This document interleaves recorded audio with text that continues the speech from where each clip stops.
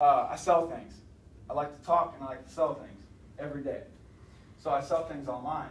Last year I sold 1,846 items. That's 5 a day. So it's on my resume. Understand it's on my resume. So they're asking me questions about it. And they said, what made you do that? I'm like, I like to make $8 to $10 on them, blah, blah, blah. Why? I said, well, they started laughing at my answer. I didn't think they thought I was serious. But I'm a commuter, so I don't have swipes. And, it's like $7 for lunch, right? So when you're at Wright State all day, you got to eat something. So I'm thinking, man, if I just sell one thing a day, I can eat lunch. Like, it would be a good meal.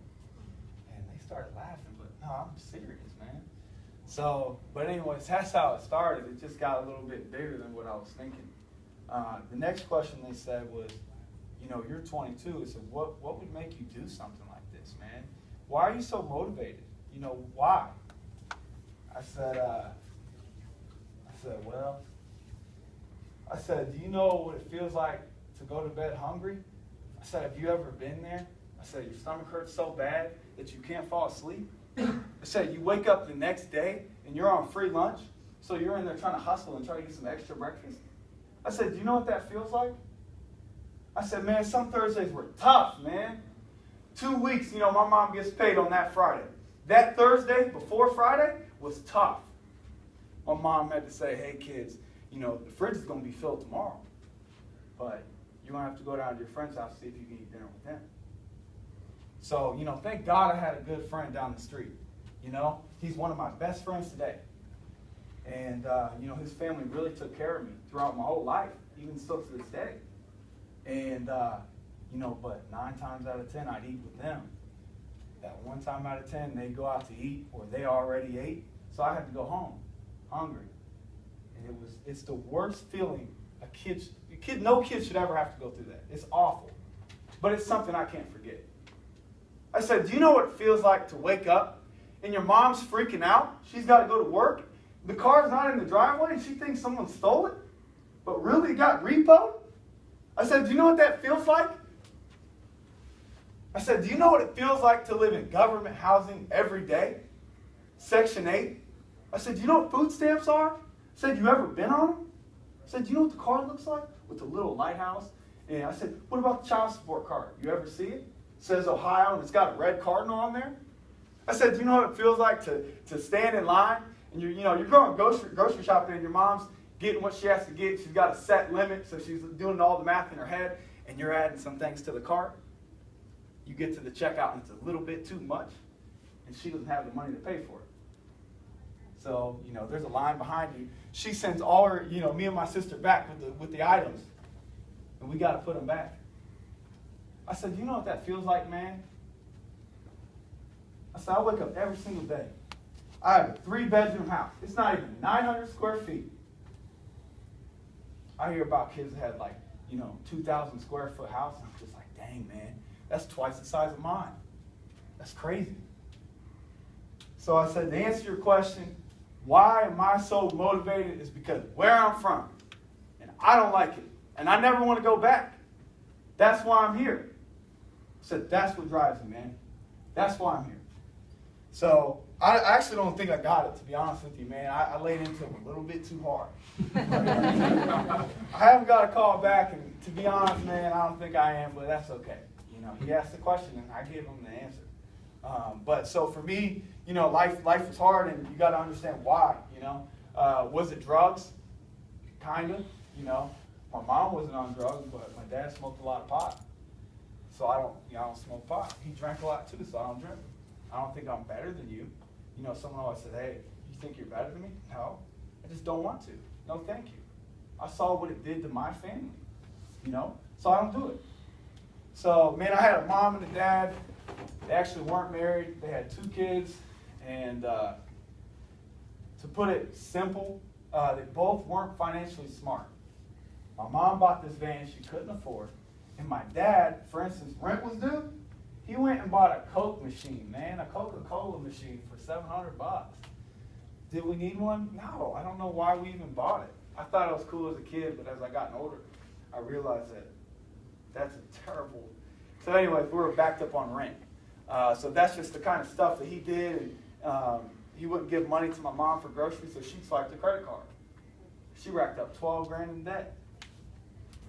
So one day we get a call, man, and my grandma was sick. My aunt called my mom, and she said, look, the doctor said she's got a 15% chance of living.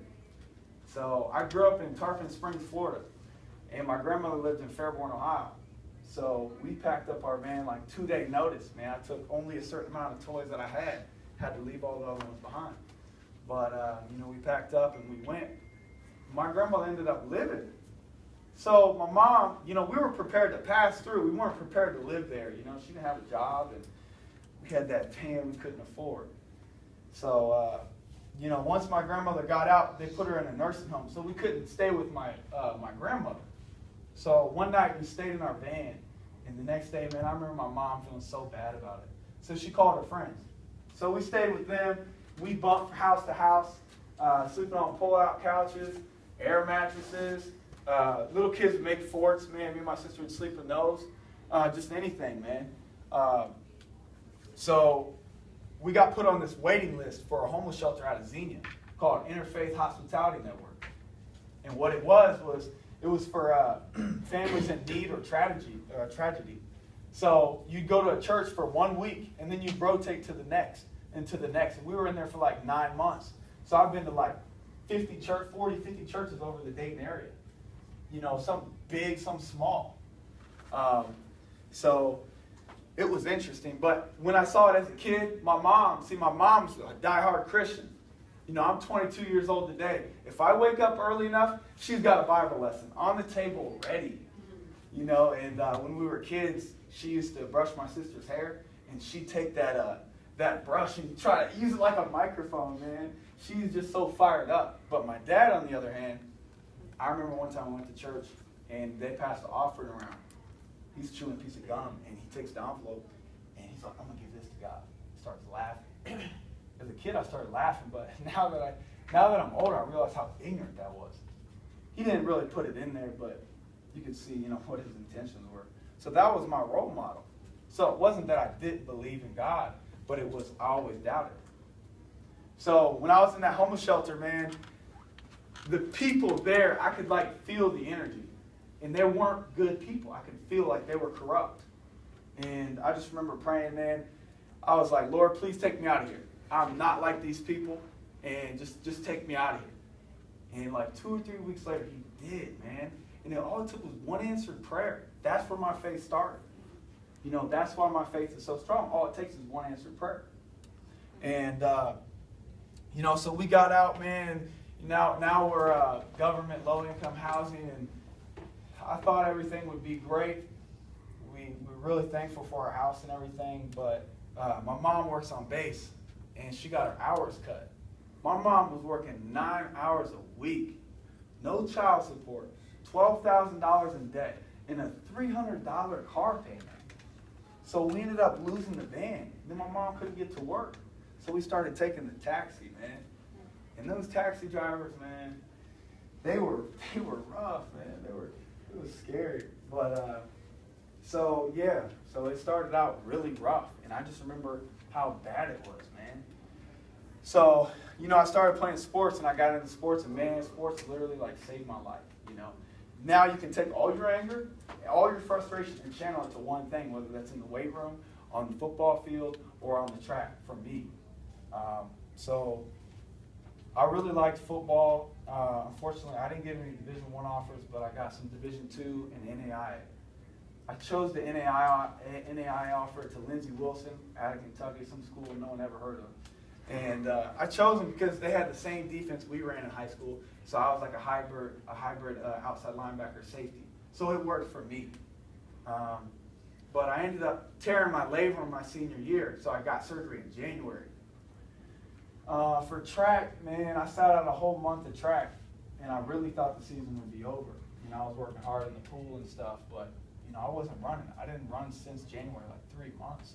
So I wasn't expecting to have a good season. But man, I just remember praying so hard, and man, it was just a good time.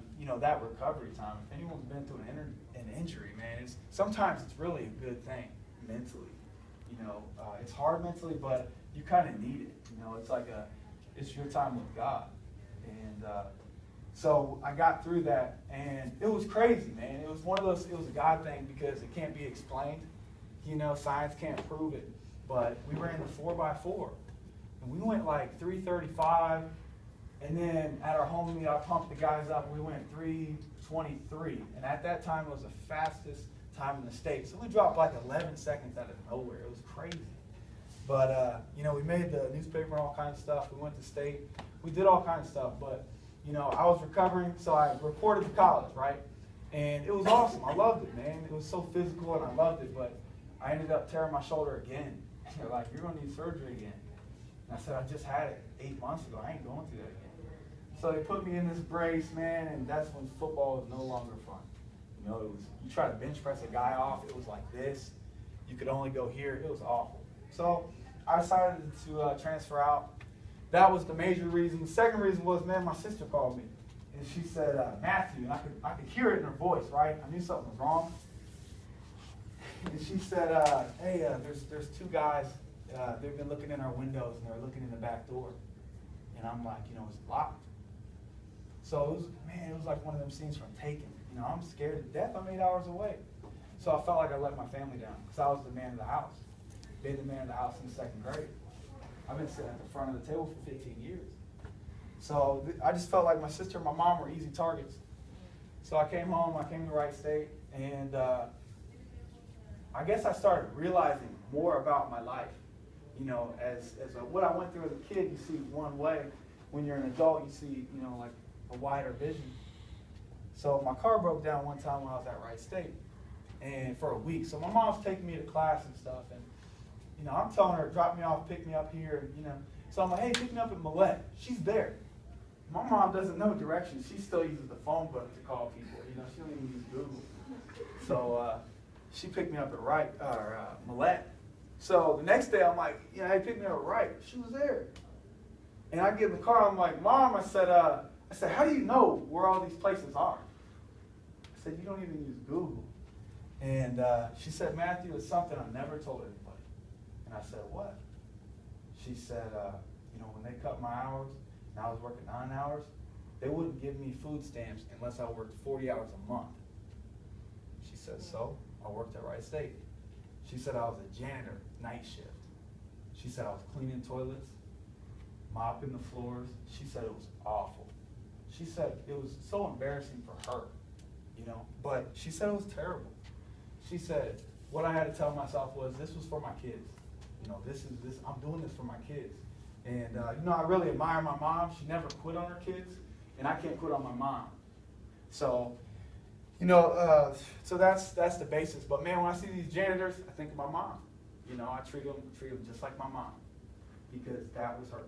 So, but, man, I think about that story in the Bible when, the crowd of 5,000 men, I believe, there was women and children among.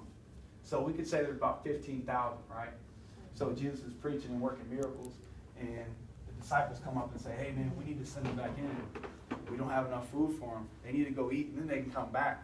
And Jesus said, no. He said, bring me the food that we have, right? So they brought 5 loaves, 2 fish. So I just, you know, T.D. Jakes breaks this down great, and this is where it's from. So Jesus gave thanks. He broke the bread, and then it was blessed. So we understand that the breakings of life produce the blessings of life, right? So some of the most blessed people I know have been through something tough, man. You know, they've been through something hard, and it's developed, you know, all these blessings. And as I look back, man, you know, I have things that money can't buy, and you know, you can look at that in your life. There's a verse in Proverbs. The laborer's appetite works for him, but his hunger drives him on. You know, how hungry are you? We all have an appetite for success, or we all have an appetite, but how hungry are you? And you can put that in life, or you can put that in your walk with the Lord. When's the last time you prayed? Over 10 minutes. When's the last time you opened the Bible? How hungry are you? You know? So, man, that's my story, and That's all I have to say about that.